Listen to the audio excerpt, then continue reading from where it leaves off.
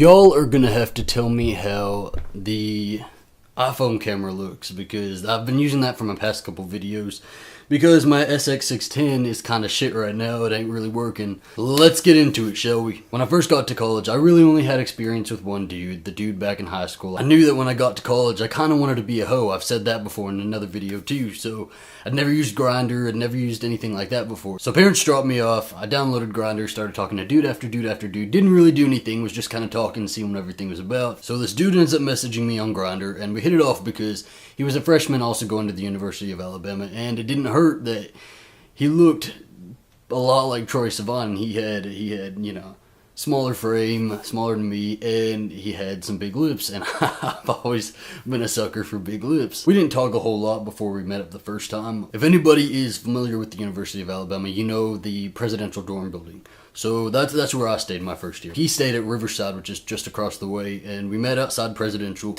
and walked across the street to this park called Manderson, which is right along the river. And we kind of just walked around for a little bit and talked, and, you know, maybe 20-30 minutes, kind of just sat out there, sat on a park bench, talked a little bit. But we were feeling each other, so we decided to go back up to my dorm room. We were both pretty clear on what was going to go down. So I turned my key to open my door, went inside, and made sure my roommates weren't there, came back to the door, and he was just standing there. He was standing there pretty wide-eyed looking at me. And I got a little uneasy too. I could tell he was uneasy. And so I said, well, you know, dude, are you okay? Do you still want to do this? And he nodded, and he kind of just looked in my room a little bit, and I said, I promise you I'm not a serial killer. And I was like, oh fuck, well I shouldn't have said that, because now he's going to think I'm a serial killer if he didn't already. But he assures me that he's fine, he still wants to go through with this. So I lock the door behind me, lead him to my room, and we're on my bed making out. And then he stops again, and he's kind of just looking around. Said, are you okay? You know, like, dude, if you're uncomfortable with this, we don't have to do anything. Like, we can just watch a movie or, you know, call it a night. You don't have to do anything. And he's like, no, I think I'll be okay. Just give me a minute. And so we kind of just sit there, and we have the TV on, and we're kind of just watching it. And he starts making out with me again. And so I think, you know, it's leading the direction we planned. So we start going a little bit further, and then he stops again. And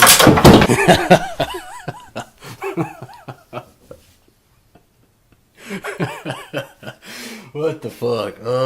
Okay, so for y'all who are new to my channel, I used to have that flag back in my previous videos when I first started, and I glued it back together because it kind of broke and it was in pieces. So I glued it back together, hung it up, and I thought it was going to be okay, but I guess not.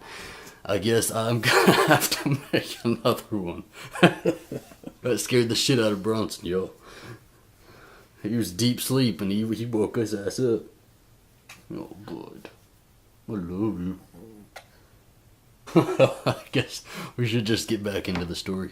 I kept looking at his face every couple seconds, and he just had this uneasy look on his face, and it made me uneasy, you know, seeing him like that. So finally, after seeing this face he has for the majority of the time that we're doing this stuff, which ain't a long time anyway, maybe 5 minutes, I finally stop. I stop whatever we're doing, and I say, hey, dude, like, are you okay? Like, I'm going to ask again, because you don't look like you're too comfortable with this. Are you okay? We can stop. He looks around a little bit, and then he looks back at me, and he's kind of quiet about it, kind of timid, and he's like, well, you know, I'm not really comfortable.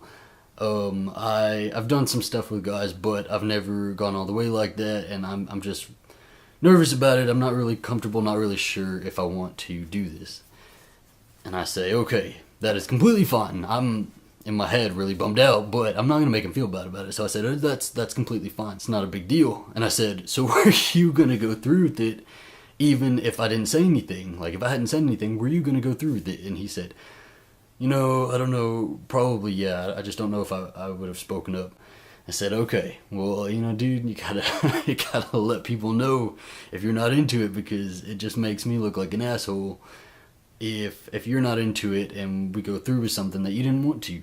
And, you know, I would feel really bad about that. So you know what, over and done with, I said, do you want to go ahead and watch a movie like I said earlier? And he said, yeah, that would be cool. And so we start watching the movie, get maybe 1/3 through it, and then I'm like, you know, I look over at him, and he still looks a little bit uncomfortable. And so I say, okay, well, I'm going to call it a night. Do you want me to walk you home?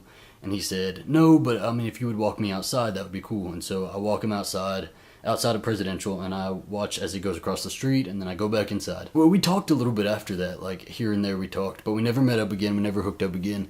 And I know a couple weeks into the semester, he left school.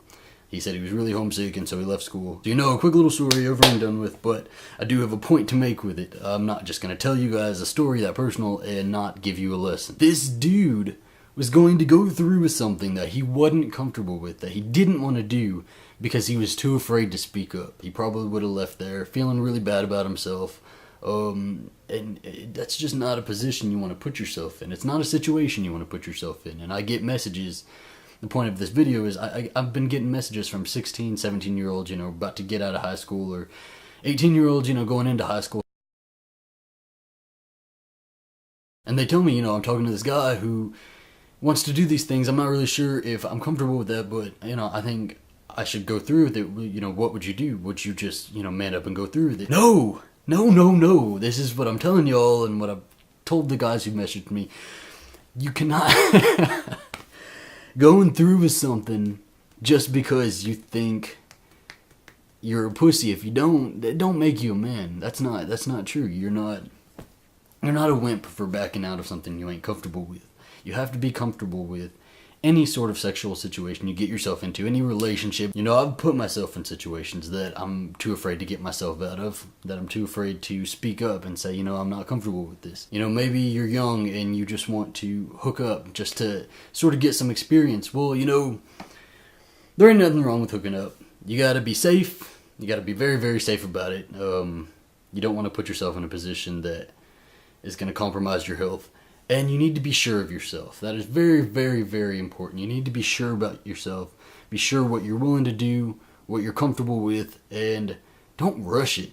Don't rush anything just because you're trying to get some sort of experience or trying to look good to other people. You gotta take it at your pace. Ultimately, do you want to go home feeling like crap and feeling like, why did I do that? I shouldn't have done that. Main message of this video, just be sure of yourself, because you're worth it. You're worth your own happiness, and you ain't gonna be happy if you're putting yourself in a position you don't want to be in. Alright guys, if you liked another one of my rambling videos, go ahead and leave a comment, leave your thoughts in the comments below. The older generations can help the younger generations, vice versa. It's just, this stuff is really good to talk about. I've learned a lot from reading y'all's comments, and I think about new things every day, and I thank y'all for that. So thank you so much for watching. Oh, and make sure to stay tuned to the end of the video, because Matthew Lloyd, who was the contest winner from way back in October, I'm going to be previewing his video. I'm going to link his channel down in the description box below. I want y'all to go check it out, and stay tuned for my next videos, which will feature the other contest winners. So thank you so much for watching,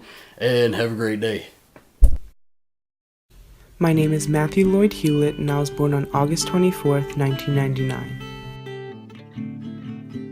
My parents are Lloyd and Laura Hewlett, and I have two older brothers, Timothy and Sam. Growing up with two older brothers was a ton of fun, although I never really enjoyed the same things as them. I enjoyed being the center of attention, and I was willing to do whatever it took.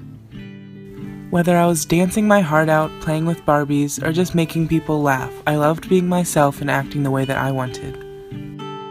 However, society began taking a toll on my confidence. Kids began calling me girly and asking me if I were gay. I didn't even know what gay was at the time. By the end of first grade, I wrote a story titled, "Why Am I So Different?" Soon after